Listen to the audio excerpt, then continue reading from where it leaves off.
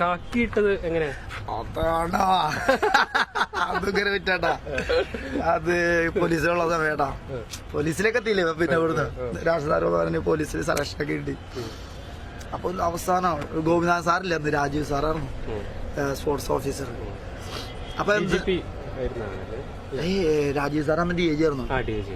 അന്ന് ഞങ്ങൾ sports officer ആളായിരുന്നു. അപ്പൊ ചാലല് ഭയങ്കര പ്രശ്നം നടന്ന സംഭവം ഉണ്ട് കേട്ടോ, അറിയില്ല ഒന്ന് വായിച്ചപ്പോ.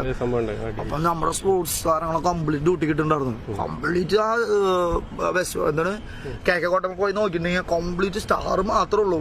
ലൈഫിൽ കണ്ടിട്ടില്ല അവിടുത്തെ ആൾക്കാർ ഇത്ര ഓഫീസേഴ്സിനാ. സ്പോർട്സിന് കംപ്ലീറ്റ് ഓഫീസേഴ്സ്, അവർക്കറിയില്ല ഇത് ക്യാമ്പിലത്തുള്ളവരാന്ന്. അപ്പൊ ഒരു ദിവസം ഞാൻ ചെന്നില്ല, രണ്ടാമത് തന്നെ വിട്ടു. അപ്പൊ ഓരോ ബറ്റാലിയൻ ഇങ്ങനെ ഡ്യൂട്ടി ചെയ്യേണ്ടി വരും.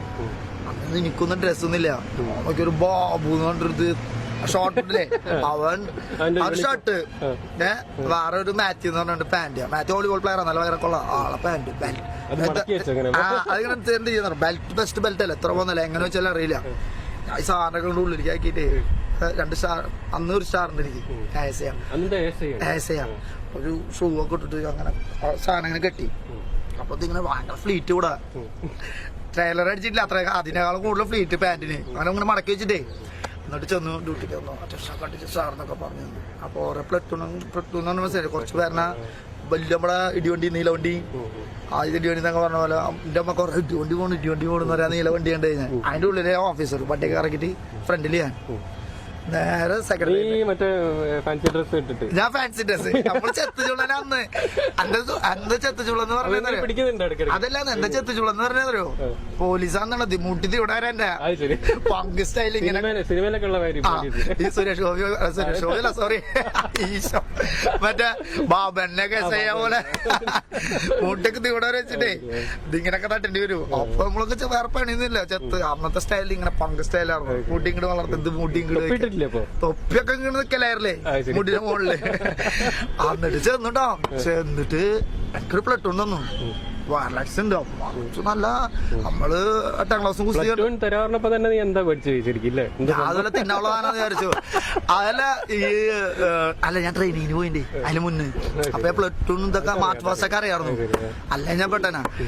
എന്നിട്ട് ഞാൻ നീലവണ്ടിയിൽ കയറിയിരുന്ന. അപ്പൊ ഞാൻ ഓഫീസ് നമ്മൾ 8ാം ക്ലാസ്സും കുസ്തി സ്പോർട്സിൽ കയറിയിട്ടുള്ള മറ്റുള്ളവരില്ലേ ടെസ്റ്റ് കഴിഞ്ഞ് വന്നിട്ട് അന്തൊരു ഗ്രാജുവേറ്റ് എല്ലാരും ഉണ്ട് കേട്ടാ. ഞാൻ ഉണ്ടെന്ന് പറഞ്ഞ എല്ലാരും ഉണ്ടാവില്ലേ, ഏറ്റവും ലാസ്റ്റ് ആളിന് ഞാൻ. എന്നിട്ട് അവര് മറ്റേതൊക്കെ PSC ടെസ്റ്റ് നമ്മൾ അറിയാത്ത സംഭവങ്ങളൊക്കെ എടുത്തിട്ട് വന്നിട്ട് അവര് അവര് PC-മാരാ. അതിന് മുന്നിൽ ഞാന് സെക്രട്ടറിന്റെ മുന്നിൽ കൊണ്ടുകൊടുത്തു. അപ്പൊ രാജീവ് സാർ അറിഞ്ഞു ചോദിച്ചു ഈ പ്ലട്ടൂൺ എവിടെ കിടക്കണ ചോദിച്ചു. അങ്ങനെ സെക്രട്ടറിന്റെ അവിടെ സാറിന് പറഞ്ഞിട്ട് ഇവര് പറയുന്നു. ഞാൻ നോക്കിയപ്പോ അപ്പൊ ഈ പ്ലട്ടൂൺ ഓഫീസർ ആരാന്ന് വെച്ചു. അപ്പൊ സാറേ എന്നെ വിളിച്ചു പിള്ളേര്. എനിക്ക് ഇപ്പോഴും ഓർമ്മയുണ്ടത്. സാറിനത് രാജീവ് സാറ് വിളിക്കുന്നു. എനിക്കറിയ ഈ സാധനം ഓൺ ചെയ്ത് വെച്ചിക്കാന്ന്. ഞാൻ ഇത്ര മുന്നില് ഞാൻ പറഞ്ഞു ഈ സാധനം എന്നോട് കൈകാര്യം ചെയ്യാൻ പറ്റില്ലടാ, ഇതൊക്കെ നിങ്ങൾ അറിയണേരുവാണ് ചെയ്തോട്ടാ, എനിക്കൊന്നും പറ്റുന്നില്ല. സാറ് കേട്ടോടാ വയർലക്സിലല്ലേ സാർ എന്നോടത്തും കേട്ടു.